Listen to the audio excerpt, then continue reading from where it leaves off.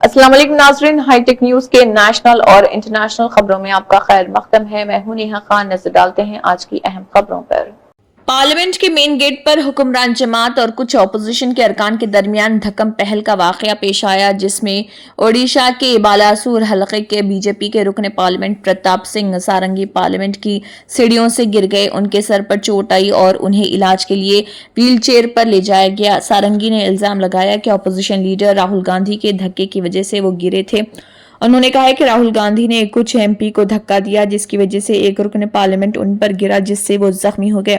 सारंगी को राम मनोहर लोहिया अस्पताल ले जाया गया। इतलात के मुताबिक फर्रुखाबाद से बीजेपी के रुकन असेंबली मुकेश राजपूत को राहुल गांधी ने धक्का दिया और वो सारंगी पर गिर पड़े। उन्हें आईसीयू में दाखिल कराया गया है, जबकि राहुल गांधी ने इल्जाम लगाया कि बीजेपी के अरकान पार्लियामेंट ने उन्हें धमकी दी कि उन्हें पार्लियामेंट में दाखिल होने नहीं दिया जाएगा और पार्लियामेंट के मरकजी दरवाजे पर जमा होने की वजह से उन्हें पार्लियामेंट के अंदर जाने में दुश्वारी का सामना करना पड़ा। कांग्रेस सदर मल्लिकार्जुन खड़गे ने इल्जाम लगाया कि बीजेपी के मेंबरान पार्लियामेंट ने राहुल और प्रियंका से बदतमीजी की। इस दौरान राज्यसभा और लोकसभा दोनों ऐवानों की कार्रवाई दोपहर 2 बजे तक मुलतवी कर दी गई थी। नहीं, देखिए, मैं पता नहीं, आपके शांत हो जाए, आपके कैमरा में होगा। ये पार्लियामेंट की एंट्रेंस है, इसमें मैं अंदर जाने की कोशिश कर रहा था तो बीजेपी के एमपी जो थे वो मुझे ऐसे रोकने की कोशिश कर रहे थे, धकेल रहे थे और मुझे धमका रहे थे, तो वो हुआ है बस।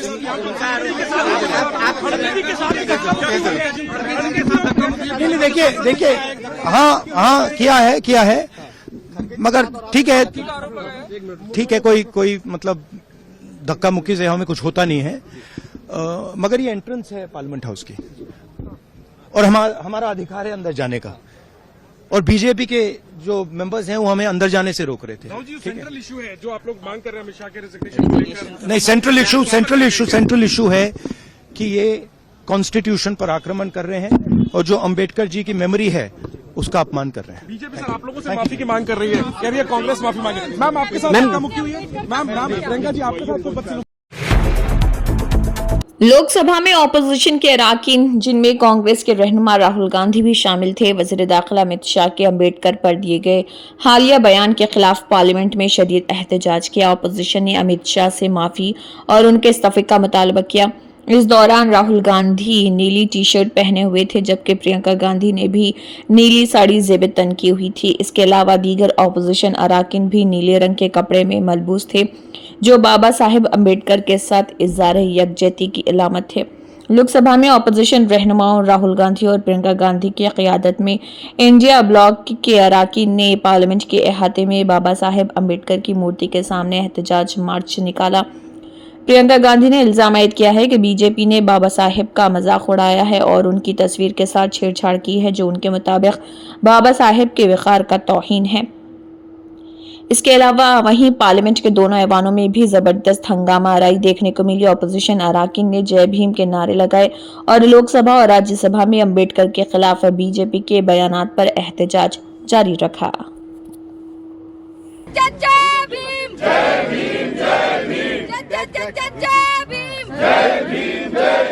अमित शाह माफी मांगो। अमित शाह माफी मांगो। अपमान नहीं सहेंगे। बाबा साहब का अपमान नहीं सहेंगे।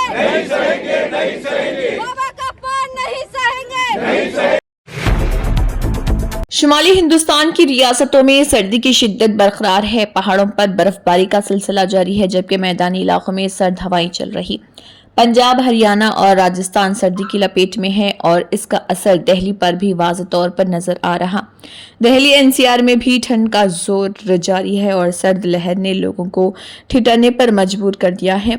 सुबह से ही एनसीआर के लोगों को घने कोहरे का भी सामना करना पड़ रहा। दिल्ली का कम से कम दर्ज हरारत 7 डिग्री सेल्सियस रिकॉर्ड किया गया और कोहरे धुंध छाई रही और इसके साथ दिल्ली में फिजाई आलूदगी भी बढ़ रही। आने वाले दिनों में धुंध बरकरार रहेगी और दर्ज हरारत 5 डिग्री सेल्सियस तक गिर सकता है। महकमे मौसमियात के मुताबिक दिल्ली में इस हफ्ते ज्यादा से ज्यादा दर्ज हरारत 23 से 24 डिग्री सेल्सियस के दरमियान रहने का इम्कान है, जबकि आलूदगी के खात्मे के फौरी उम्मीद नहीं है। दिल्ली का औसतन एयर क्वालिटी इंडेक्स से AQI 448 रिकॉर्ड किया गया है।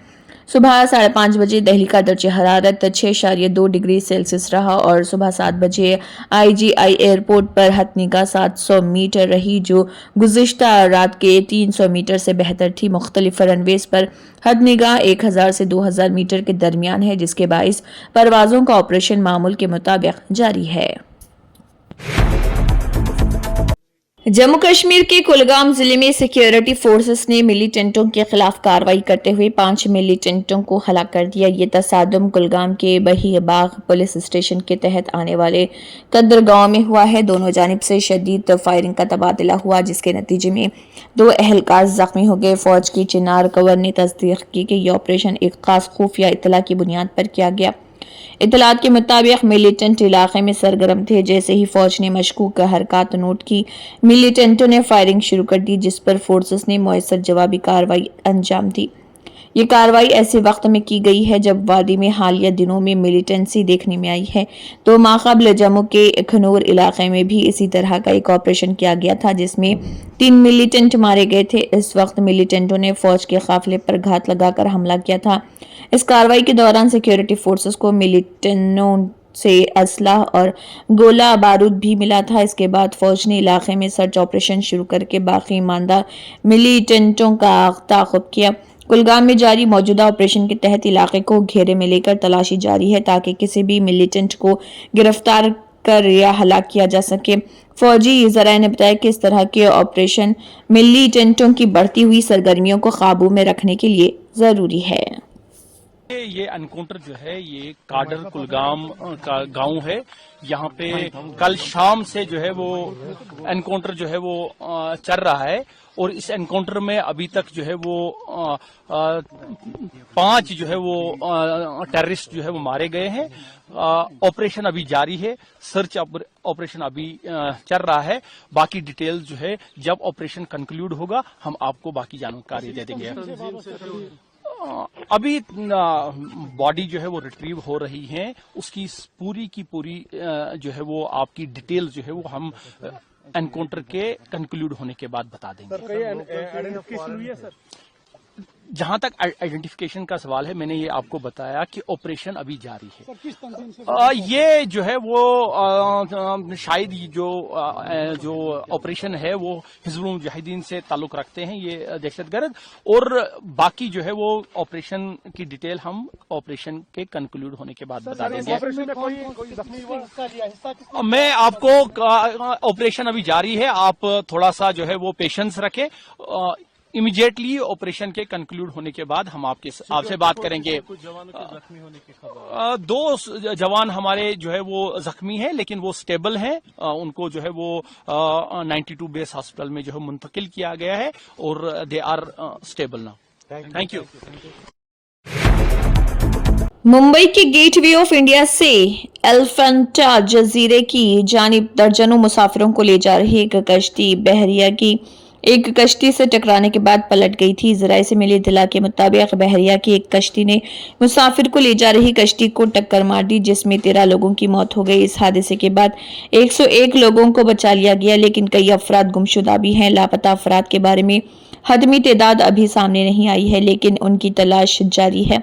हादसे की एक वीडियो भी सामने आई है, जिसमें कश्ती पानी में डूबती हुई नजर आई। वीडियो में लाइफ जैकेट्स पहने हुए लोग मुसाफिरों को बचाते हुए नजर आए। महाराष्ट्र के वज़ीर आला देवेंद्र फडणवीस ने हादसे के मुताल्लिक़ जानकारी देते हुए बताया कि मुंबई के करीब बच्चर जजीरे पर बहरिया की कश्ती मुसाफिरों को ले जाने वाली नील कमल कश्ती से टकरा गई और इत्तला के मुताबिक 101 मुसाफिरीन को बाहिफाजत बचा लिया गया और 13 लोगों की मौत हो गई। मरने वालों में 10 शहरी और 3 बहरिया के एहलकार हैं। शदीद तौर पर जख्मी 2 अफराद को नेवी अस्पताल में दाखिल कराया गया है। उन्होंने मजीद कहा कि 11 क्राफ्ट और 4 हेलीकॉप्टरों का इस्तेमाल करते हुए बहरिया कोस्ट गार्ड और पुलिस ने रेस्क्यू ऑपरेशन अंजाम दी। मजीद लापता अफराद के बारे में हतमी मालूमात फराहम की जाएंगी।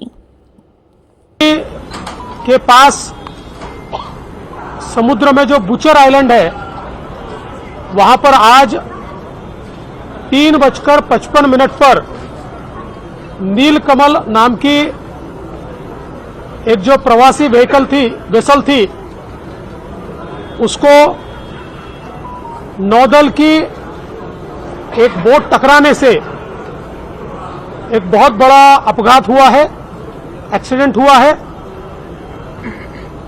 इस एक्सीडेंट में तकरीबन 101 लोगों को सुरक्षित बचा लिया गया है, किंतु 13 लोगों की मृत्यु इसमें हुई है।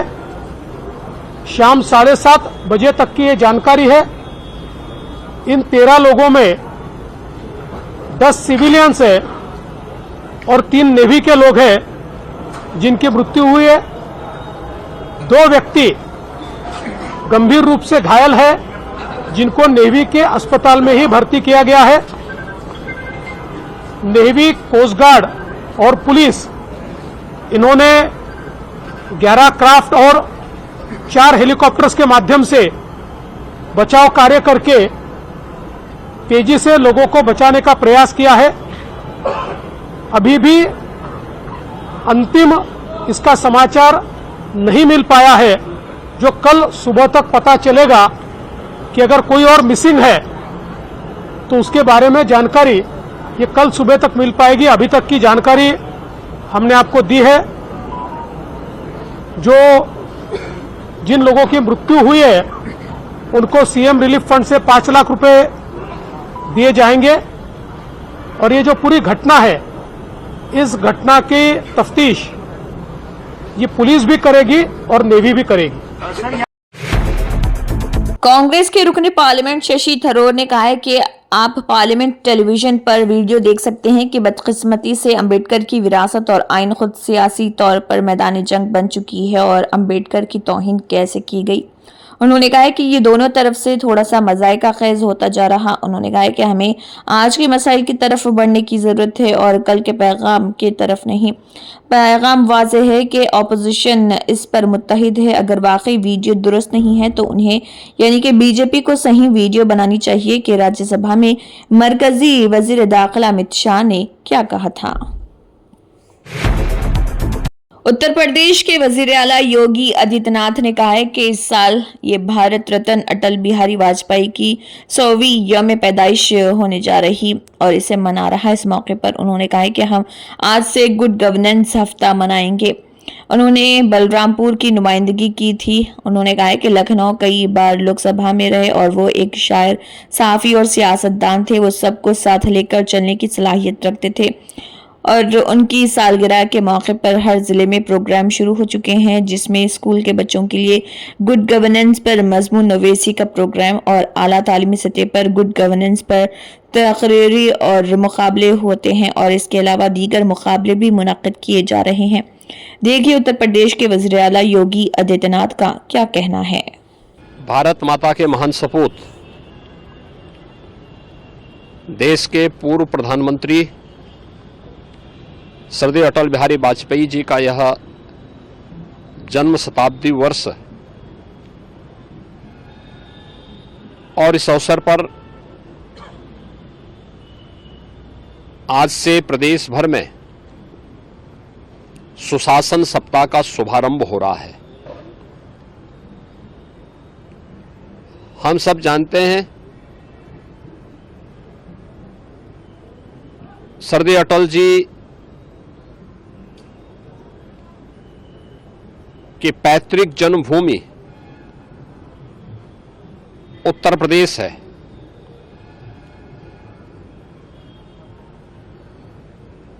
उन्होंने अपनी कर्मभूमि के रूप में भी उत्तर प्रदेश को चुना।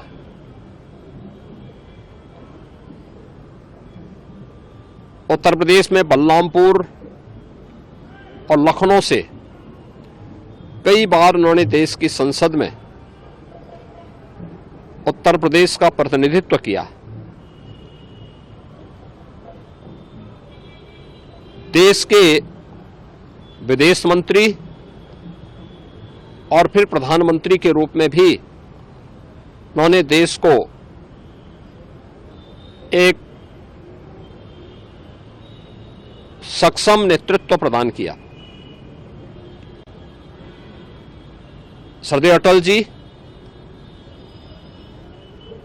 एक कवि थे,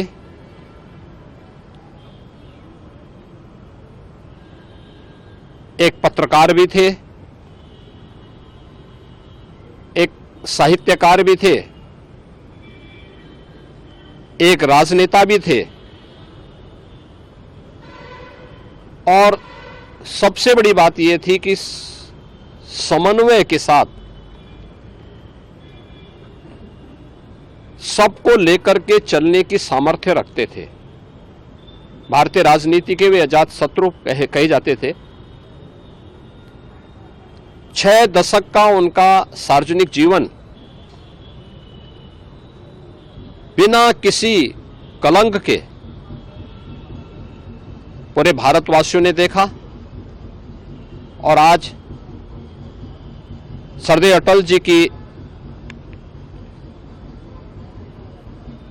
शताब्दी वर्ष के अवसर पर आदरणीय प्रधानमंत्री जी की प्रेरणा से पूरे देश के अंदर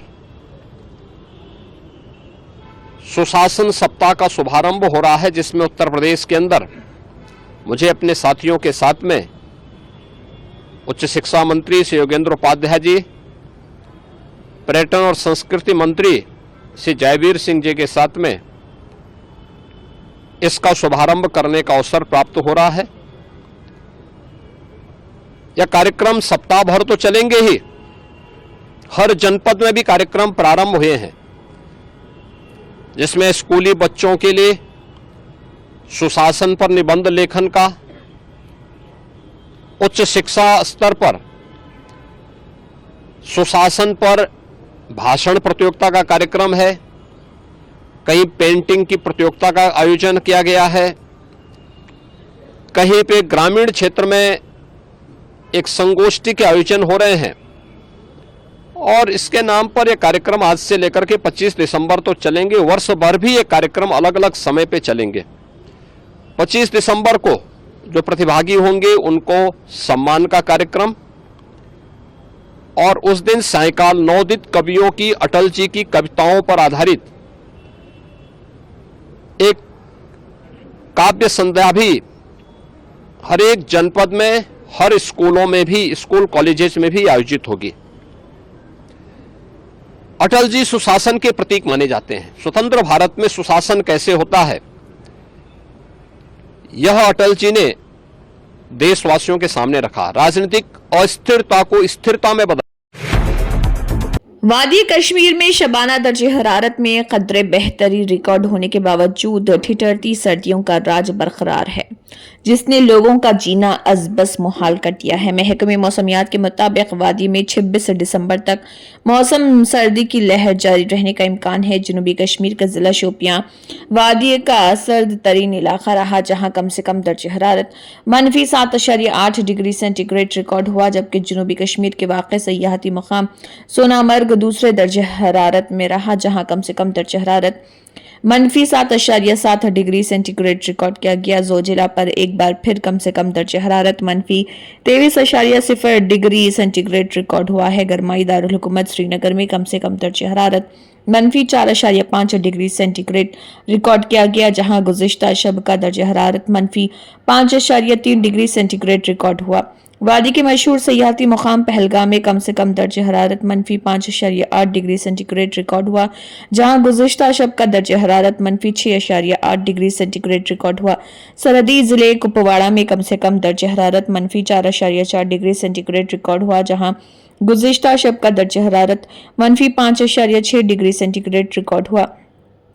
गेटवे ऑफ कश्मीर के नाम से मशहूर कस्बे काजीगुंड में कम से कम दर्जे हरारत -5.0 डिग्री सेंटीग्रेड रिकॉर्ड किया गया, जहां गुज़िश्ता शब का दर्जे हरारत -6.0 डिग्री सेंटीग्रेड रिकॉर्ड हुआ। कांग्रेस एमपी प्रियंका गांधी वाड्रा ने कहा कि जिस तरह उन्होंने वजीर दाखिला अमित शाह ने बाबा साहेब की तौहीन की है, ये एक जहनियत है जो बाबा साहेब के मुजस्समे को तोड़ती है। उन्होंने कहा है कि इन पर कौन भरोसा करेगा। वो कहते हैं कि वो रिजर्वेशन को ख़त्म नहीं करना चाहते, लेकिन असल में वो रिजर्वेशन को ख़त्म करना चाहते हैं। उन्होंने कहा है कि आइन को तब्दील नहीं करना चाहते, लेकिन वो आइन को तब्दील कर रहे, उनका बुनियादी एहतराम नहीं किया जा रहा। बाबा साहेब अम्बेडकर आइन बनाने वाले हैं, उनके बारे में इन तरह की बातों का करना अफसोसनाक है। सफाई दी और कांग्रेस पे ही आरोप लगाए। और देखिए संसद में ये जिस तरह से इन्होंने अपमान किया है बाबा साहेब का, उसके बाद आज सुबह आपने देखा इनका ट्विटर हैंडल क्या है। इनके ट्विटर हैंडल पे बाबा साहेब की तस्वीर के साथ उनने खिलवाड़ की है। ये वही सोच है जो बाबा साहेब की जिनकी जो मूर्तियां हैं उसके हाथ पैर काट देते हैं, ये वही सोच है।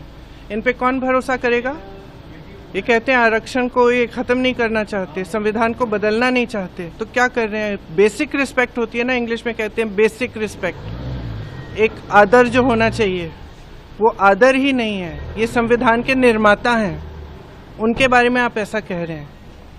आज भी सदन में मुंबई कश्ती हादसे पर नागपुर महाराष्ट्र में बीजेपी के रुकन असम्बली राम कदम का कहना है कि वाकई की तहकीकात की जाएगी, लेकिन मालूमात के मुताबिक उन्होंने कहा है कि हमारी बहरिया की स्पीड बोट से टक्कर हुई है, कोई तकनीकी खराबी थी या नहीं ये तहकीकात के बाद मालूम होगा। सोगवार खानदानों के साथ उन्होंने कहा है कि हम खड़े हैं, हुकूमत ऐसे हादसात से बचने पर तवज्जो देगी। देखिए बीजेपी के एमएलए राम कदम का इस ज़िमन में मजीद क्या कहना है।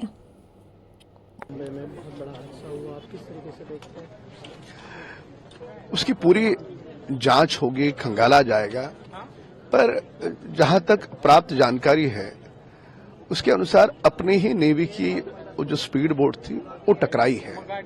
अब वो स्पीड बोट में क्या तकनीकी खराबी हुई, क्या हुआ, ये जांच के पश्चात पता चलेगा। पर अभी प्राथमिकता है कि जो मृत व्यक्ति है उस परिवार के साथ खड़े रहे। काफी लोगों को बचाने में भी राहत कार्य में सरकार ने तुरंत कार्रवाई की थी, काफी लोग की जान भी बचाई है। पर जो लोग हमारे बीच में नहीं रहे उन परिवार के साथ खड़े रहना और किस कारण की वजह से यह हादसा हुआ था जो आने वाले भविष्य में न हो, इसकी सावधानी बरतना, ये दो महत्वपूर्ण चीजें हैं और सरकार उस पर ध्यान दे रही है। अमेरिकी फेडरल रिजर्व की जानिब से शरह सूद में 4.5% कमी के बावजूद 10 साला बैंक गिल्ड की 7 माह की बुलंद तरीन सतह 4.52% पर पहुंच जाने के दबाव में मुकामी सतह पर चौतरफा फरोख्त से इब्तदाई कारोबार में शेयर मार्केट में बौछार आ गया। BSE का 30 हसस का इंडेक्स सेंसेक्स 1153.17 पॉइंट्स यानी कि 1.44% के गौते के साथ 79,029.3 पॉइंट्स पर खुला और फरोख्त जारी रहने के फौरन बाद ही 79,020.8 पॉइंट्स की कम तरीन सतह पर गिर गया। ताहम इसके बाद खरीदारी के बाइस ये भी 79,516.17 पॉइंट्स की बुलंद तरीन सतह पर रहा। रिपोर्ट तक मार्केट में रिकवरी जारी है और ये 79,340.88 पॉइंट्स पर कारोबार कर रहा। इसी तरह नेशनल स्टॉक एक्सचेंज का निफ्टी भी 322 पॉइंट्स की जबरदस्त गिरावट के साथ 23,877.15 पॉइंट्स पर खुला और ट्रेडिंग में अब तक 23,870.30 पॉइंट्स की निचली और 24,004.40 पॉइंट्स की ऊंचाई पर रहा। रिकवरी की वजह से ये 23,963.25 पॉइंट्स पर कारोबार कर रहा। तज्जियाकारों के मुताबिक अमेरिकी फेडरल रिजर्व ने गुज़िश्ता रात पेश गोई के मुताबिक शरह सूद में 25 बेस पॉइंट्स की कटौती नाफिज की थी, लेकिन इसकी साल 2025 में सिर्फ 2/3 पॉइंट्स की कमी की पेश गोई 3 या 4 कटौतियों से कम रही। इससे सरमायाकारी का रुझान मुतासर हुआ।